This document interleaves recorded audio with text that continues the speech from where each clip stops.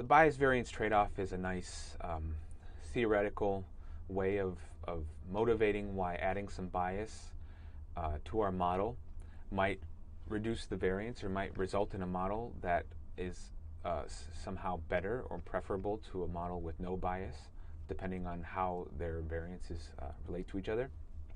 But we saw with ridge regression that we need the true underlying vector W in order to even be able to calculate the bias terms. So that's often the case that we need access to something that we don't have access to in order to actually calculate the sum of the bias and the variance of our model.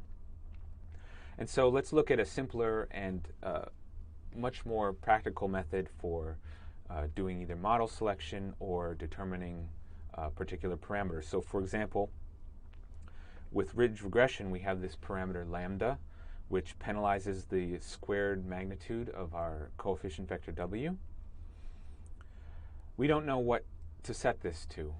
So how do we decide what to set lambda to? One way is to use what I'll discuss called cross-validation, where we pick a value for lambda. We then randomly partition the data set into k roughly equal groups, where k is a number that we decide, for example, 10.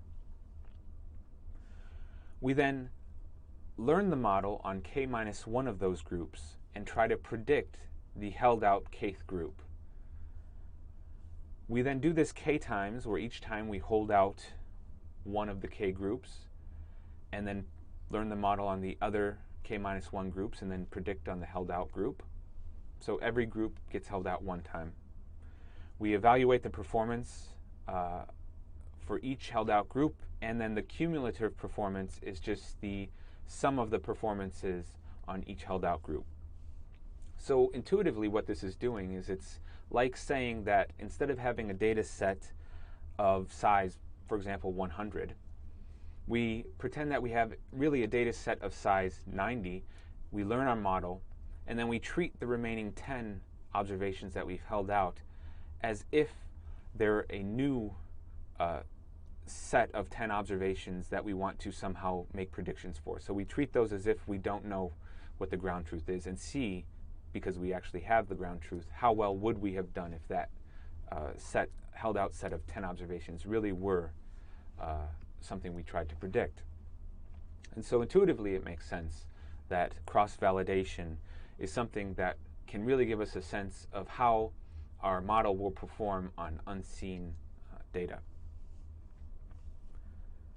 So we do k-fold cross-validation for a particular parameter setting of lambda, and then we sweep over multiple settings of lambda, and we get our performance measure for each one, and then we simply pick the value of lambda that performs the best.